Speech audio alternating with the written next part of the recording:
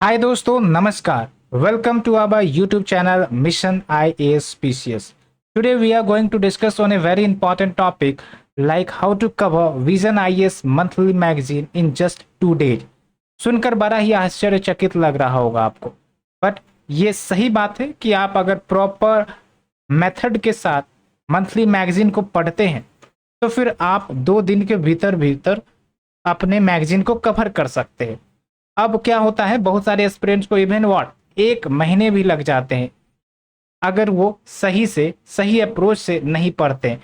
वो एक एक लाइन पढ़ना शुरू कर देते हैं, बट आपको ही पता है अगर आप एक एक लाइन पढ़ने बैठोगे तो एक्चुअली कुछ याद भी नहीं रहेगी और आप कहीं ना कहीं टाइम को दूसरी जगह इन्वेस्ट कर रहे हो रेदर देन कि आप वो टाइम का इस्तेमाल अपने मेन सेंटर राइटिंग में और अपने स्टैटिक के टॉपिक को कवर करने में लगा सकते हैं, रिवीजन करने में लगा सकते हैं। So better to have a right approach in reading the monthly magazine. और आप अगर इस तरीके से पढ़ते हो जो तरीके मैं बता रहा हूँ, देन डेफिनेटली आपका टाइम भी बिल्कुल कम हो जाएगा और उसके साथ साथ आप कॉन्फिडेंस भी गेन करेंगे कि how I did cover that magazine in just 2 days। और सारे इंफॉर्मेशन आपके पास उपलब्ध होंगे जो भी रिक्वायर्ड है। Okay, so let's start with our discussion. पहली बात तो ये कि कुछ इंपॉर्टेंट पॉइंट आपको ध्यान रखनी है। जब आप विजन आईएएस की मंथली मैगजीन ओपन करते हैं तो आपको कुछ ऐसा दिख रहा होगा। Okay, you can see here, आपको कुछ ऐसा दिख रहा होगा, टेबल ऑफ कंटेंट्स। इसमें आपका polity and governance along with other topics and subjects are given. तो सबसे पहला काम क्या करना है, आपने इंडेक्सिंग कर लेनी है। Now why I always try to focus on indexing, because indexing करने से पता होता है कि कौन से टॉपिक्स कौन से सब्जेक्ट एग्जाम के लिए ज़्यादा महत्वपूर्ण है, ताकि आप अपना ध्यान फोकस एनर्जी उन्हीं टॉपिक पर उन्हीं सब्जेक्ट्स पर लगाएं।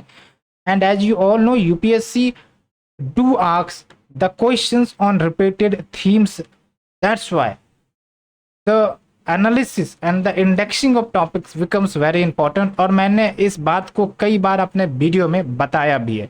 तो सबसे पहली बात तो आप इंडेक्सिंग कर ले और मैंने आपके लिए काम कर दिया है। ये इंडेक्सिंग हमेशा आपका इसी पैटर्न में रहता है।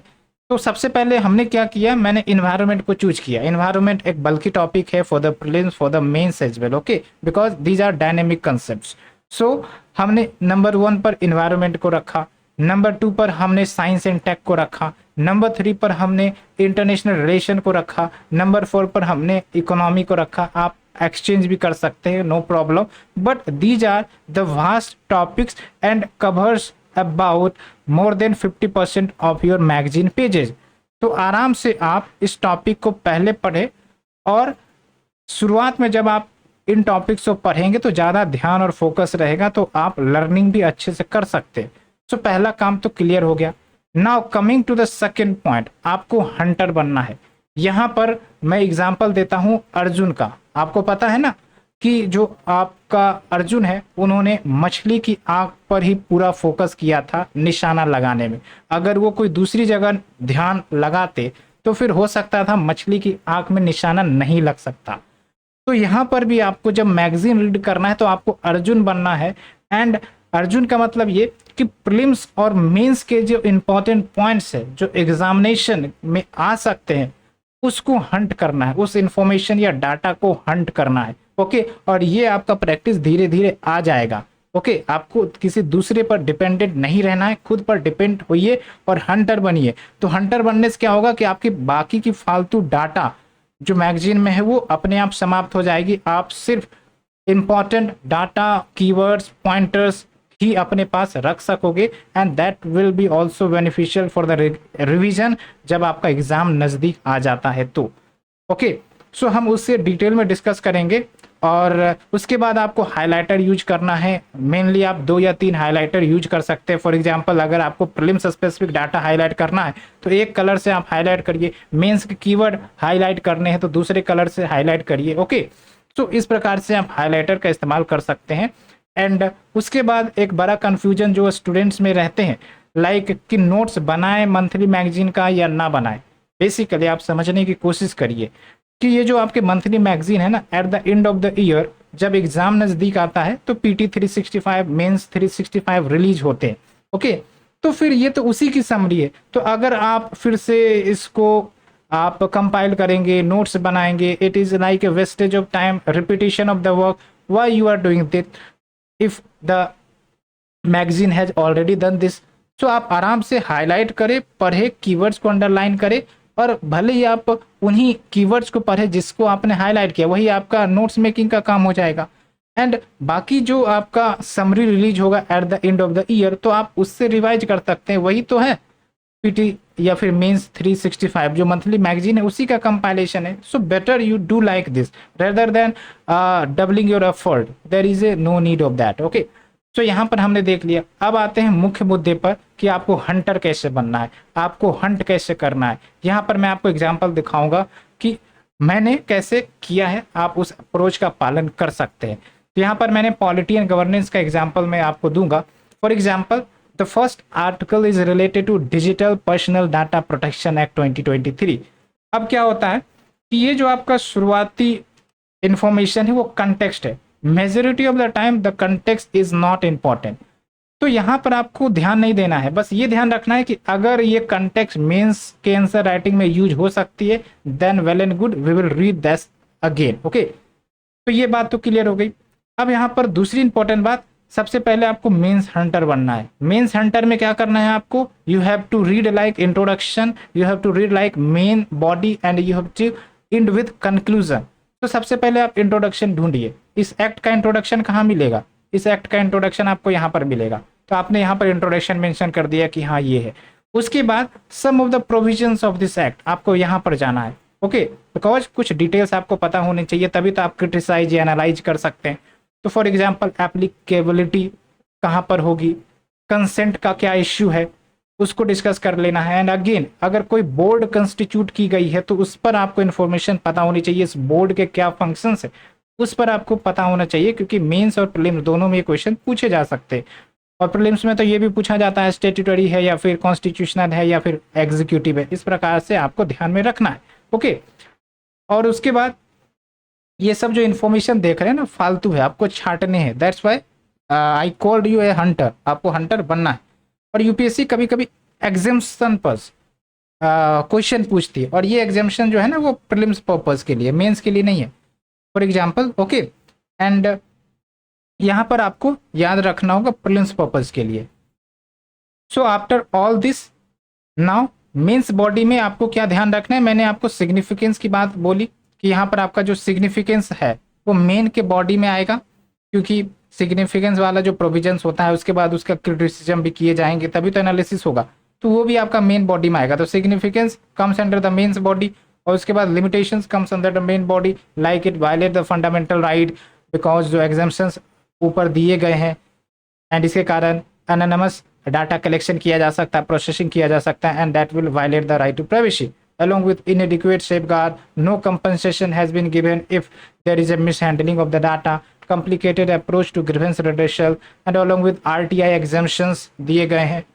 Okay, and because of this exemption, there may be the aid corrupt practices by not disclosing the assets of the officials, along with clear definition has been not provided, and along with no provision for some rights. Okay, like right to data portability, right to be forgotten. तो ये सब आपका mains के body में आएगा। Okay, and when we talk about way forward, it is basically the conclusion. तो conclusion में हम क्या लिखते हैं कि हम आगे क्या कर सकते हैं, क्या हम इसे बेहतर बना सकते हैं। तो फॉर एग्जांपल, हम क्रॉस बॉर्डर डाटा जो एक्सचेंज होती है, तो वहाँ पर भी हमारा डाटा ब्रीच ना हो, उसके लिए हम क्रॉस बॉर्डर डाटा गवर्नेंस को मजबूत कर सकते हैं। Okay, along with data rights जो नहीं दिए गए हैं इस एक्ट में, उसको हमें देना पड़ेगा, like right to data portability, right to be forgotten, along with preventing the misuse, quantifying time duration. Okay, ये सब आपका सजेशन में आ जाएगा कि हम आगे क्या करना चाहते हैं। तो इस हिसाब से आपका मेंस हंटर के रूप में इंट्रोडक्शन, मेन बॉडी और कंक्लूजन खत्म हुआ। अब आपको बनना है प्रीलिम्स हंटर। तो यहाँ पर आपको प्रीलिम्स स्पेसिफिक इन्फॉर्मेशन हंट करने। ओके, तो यहाँ पर देखिए, जब हम फर्स्ट पेज पर आएंगे तो यहाँ पर आपका कुछ ब्लैक कलर में इंफॉर्मेशन दी गई होती है। अब ये आपको समझना पड़ेगा कि ब्लैक कलर में क्यों दिया जाता है, क्योंकि उसकी अपनी अहमियत होती है, वो एग्जामिनेशन में पूछने के चांसेस हो जाते हैं। तो उसी प्रकार से आपको एनालाइज करना है तो यहाँ पर आप देखिए KS Puttaswamy versus union of India case, ये जजमेंट इंपॉर्टेंट हो जाती है। ओके, क्यों इंपॉर्टेंट हो जाती है? क्योंकि ये आपका राइट टू प्राइवेसी इसी केस के तहत फंडामेंटल राइट बना था। ओके, उसके बाद आप देखिए जस्टिस श्री कृष्णा कमेटी। अब ये जो कमेटी है, इस कमेटी को गठित किया गया था to make draft on the personal data protection bill. So that's why ये आपका प्रीलिम्स से पूछा जा सकता है। तो आप यहाँ पर प्रीलिम्स हंटर बन गए। बाकी आपको कुछ नहीं जानना है कि कहाँ कब आया क्या हुआ, कुछ नहीं जानना है आपको, तो यहाँ से आपका बहुत सारा इन्फॉर्मेशन एक्सेप्ट करने की ज़रूरत नहीं है। उसके बाद थोड़ा सा आपको समझना पड़ेगा यहाँ पर, like data fiduciary, data principles, इन दोनों में क्या डिफरेंस है। बिकॉज यूपीएससी कभी कभी प्रीलिम्स में एक्सचेंज कर देती है, डाटा फ्यूडिशरीज का डेफिनेशन डाटा प्रिंसिपल में दे देगी एंड वाइस वर्सा। तो ऐसे में आपका क्वेश्चन गलत हो सकता है, तो ऐसे आपको अप्रोच रखना पड़ेगा। फिर आप देख रहे हैं यहाँ पर एप्लीकेबिलिटी, कंसेंट, ये सब तो आपने पढ़ ही लिया, ये आपका प्रीलिम्स और मेंस दोनों में काम आ जाएगा। सो ऐसे आपको पढ़ना है और एक आर्टिकल आपका ऐसे ही खत्म हो गया। ओके, लिमिटेशंस हमने देख लिया, सिग्निफिकेंस हमने देख लिया। अब ये जो कीवर्ड दिए जाते हैं, ये कीवर्ड भी कभी कभी महत्वपूर्ण हो जाते हैं, तो इस कीवर्ड को छोड़ना नहीं है। ओके, प्रीलिम्स के लिए, that's why prelims hunter, always remember you are a prelims hunter whenever you are hunting for the prelims. Okay, and यहाँ पर आप देखिए right to data portability, right to be forgotten, ये कीवर्ड आपको जानना है, समझना है, क्योंकि ऐसे ऐसे टर्म्स रिलेटेड क्वेश्चंस भी आ जाते हैं यूपीएससी में। So we have cleared the first article within 5 minutes. Okay, तो ऐसे में आप आराम से छाट कर, वो तो मैं वीडियो बना रहा हूँ तब ज़्यादा टाइम लग रहा है, अदरवाइज और कम टाइम लगेगा। ओके, उसके बाद आपको इधर फर्दर डिटेल में जाने की ज़रूरत नहीं है।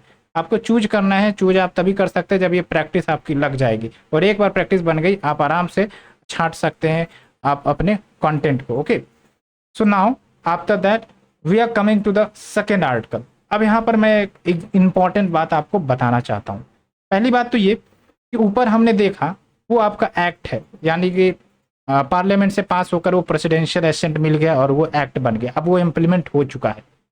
अब क्या होता है कि कुछ ऐसे बिल होते हैं जो ड्राफ्ट स्टेज में होते हैं, या फिर जो अभी प्रेसिडेंट की तरफ से एसेंट नहीं मिला है, तो आप उसे मेंस के लिए या फिर प्रीलिम्स के लिए बिल्कुल तैयार ना करें। जब तक उसका प्रेसिडेंशियल एसेंट नहीं मिलता है आप उसे तैयार ना करें, क्योंकि वो अभी क्या है, ड्राफ्टिंग स्टेज में है। उस पर आपका मिनिस्ट्री ऑफ पार्लियामेंट्री अफेयर्स या फिर अदर हाउस पैनल का रिपोर्ट आएगा, सजेशन आएगा, उसमें अमेंडमेंट किए जाएंगे, तो बहुत सारे चेंजेज होंगे। ओके, दैट्स वाई यूपीएससी इन पचड़ों में नहीं पढ़ना चाहती है, ठीक है, क्योंकि बाद में हो सकता है कि प्रोविजन चेंज हो जाए। अगर वो प्रीलिम्स से फिर क्वेश्चन पूछ लिया तो फिर तो चैलेंज किया जा सकता है कोर्ट में। तो दैट इज द पॉइंट। इसलिए जब आप ऐसे बिल को इस मैगजीन में देखेंगे तो आप उसको डिले कर दें तब तक के लिए जब तक वो एक्ट नहीं बन जाता है, और जब एक्ट बन गया तो देख लीजिए कि अगर फिर से मैगजीन में वो आर्टिकल पब्लिश हुई तो ठीक है, उसे पढ़ लीजिए, अदरवाइज आप वापस मैगजीन में लौट कर उसे पढ़ सकते हैं, तब के लिए आप डिले कर दीजिए। लेकिन अगर आप फॉर एग्जांपल इसको अभी से पढ़ना शुरू करते हैं तो definitely it will be not beneficial for you, because ये टाइम कंज्यूम कर लेगा। एक एक काफ़ी ज़्यादा प्रोविजंस होते हैं ना, काफ़ी ज़्यादा कॉम्प्लिकेटेड होते हैं। तो यहाँ पर आपको क्या करना है, यहाँ पर आपको प्रीलिम्स हंटर बनना है। प्रीलिम्स हंटर कहने का मतलब ये हुआ कि भले ही ये जो भारतीय न्याय संहिता, भारतीय नागरिक सुरक्षा, भारतीय साक्ष्य बिल, ये सब अभी इम्प्लीमेंट नहीं हुआ है, लेकिन जो एग्जिस्टिंग है like Indian penal code, code of criminal procedure, Indian evidence act, तो आप इसको प्रीलिम्स पर्पज के लिए पढ़ सकते हैं। फॉर एग्जांपल क्रोनोलॉजिकली आपको अरेंज करने के लिए दे देगा, तो आप उस हिसाब से आप पढ़ें। ओके, उसके बाद यहाँ पर देखिए कुछ ब्लैक कलर में इंफॉर्मेशन दिया गया है, लाइक लॉर्ड मैकुले, इनके अध्यक्षता में first law commission in India was constituted, तो ये आप प्रीलिम्स के लिए इंपॉर्टेंट है। ऑल्सो ये आप देख सकते हैं कि कब इन फोर्स हुआ था आपका आईपीसी। ओके, एंड ये जो आपका बॉक्स में दिया जाता है डू यू नो करके, ये बेसिकली यूपीएससी ने जो पीवाईक्यू पूछा होता है उसी को इन्होंने इंफॉर्मेशन के रूप में प्रोवाइड किया होता है। तो आप डू यू नो वाले को जरूर पढ़ें, ठीक है। तो यहाँ से आपका बहुत सारा टाइम बच जाएगा एंड ज़्यादा टेंशन भी नहीं रहेगी। उसके बाद आप देखिए सीआरपीसी वाज फर्स्ट इनेक्टेड इन 1882, तो आपको यहाँ से इस प्रकार से इन्फॉर्मेशन उठाने हैं, और जब आपका ये बिल पास हो जाएगा तब आप इसे पढ़ें, कोई दिक्कत नहीं। आप भी पढ़ रहे हैं तब भी पढ़ सकते हैं, लेकिन अभी पढ़ने से कोई फ़ायदा नहीं होगा, तब आप पढ़ सकते हैं, ठीक है। तो उस हिसाब से आपको समझना है। उसके बाद देखिए आप know the term substantial law मतलब क्या है, प्रोसीड्यूरल लॉ मतलब क्या है, तो ये सब आपका प्रीलिम्स के लिए इंपॉर्टेंट हो जाता है। अभी जैसे इस बार यूपीएससी ने क्या पूछा था, आई थिंक कि procedure due process of law उसके बारे में पूछा था ना, तो उस प्रकार से यहाँ पर भी इससे क्वेश्चन बनता है। तो ऐसे आपको ध्यान रखना है। Hope you understood. एंड बस आपको हमें यही समझाना था कि अप्रोच सुधारिए, हंटर बनिए, prelims hunter, mains hunter, use highlighter and also try to learn the keywords for the mains, highlight the keywords and आपका काम हो जाएगा, काफ़ी ज़्यादा समय बच जाएगा। आप देखिए कितने कम समय में हमने इन टॉपिक को वो भी वीडियो के माध्यम से डिस्कस किया। अगर मैं सेल्फ पढूं तो इससे भी कम समय लगेगा। ओके, तो दैट इज द पॉइंट। और ऐसे में आपका काफ़ी ज़्यादा समय बच जाएगा एंड ये समय आप अपने स्टैटिक पोर्शन के लिए या फिर मेन आंसर राइटिंग के लिए, ओके, या फिर जो आपका डिफिकल्ट पोर्शन है उससे आप कवर कर सकते हैं। तो यहाँ से आपका टाइम काफ़ी ज़्यादा बचेगा। लेकिन हाँ, एक सजेशन ये है कि आपका बेसिक्स क्लियर होना चाहिए। डायरेक्ट आप मैगजीन पर लैंड ना करें, विदाउट बेसिक्स आप समझ ही नहीं सकोगे। तो 2 दिन की बात क्या, 1 महीने या 2 महीने भी लग जाएंगे, आपको समझ में नहीं आएगा। So that is also one of the point. So friends, आज के लिए इतना ही। Hope you understood the points I try to convey. आप ऐसे पढ़िए, डेफिनेटली 2 दिन में आपका कवर हो जाएगा। शुरुआत में समय लग सकता है क्योंकि थोड़ा आदत बनाना पड़ता है, हंटर बनना पड़ेगा आपने। उसके बाद हंट करते रहिए पूरे प्रीलिम्स और मेंस के डाटा को। Okay, so friends, we will meet again for the next topic. For now, thank you very much. Please do like, share, subscribe अगर आपको ये सेशन अच्छी लग रही है तो। Thank you friends, thank you very much.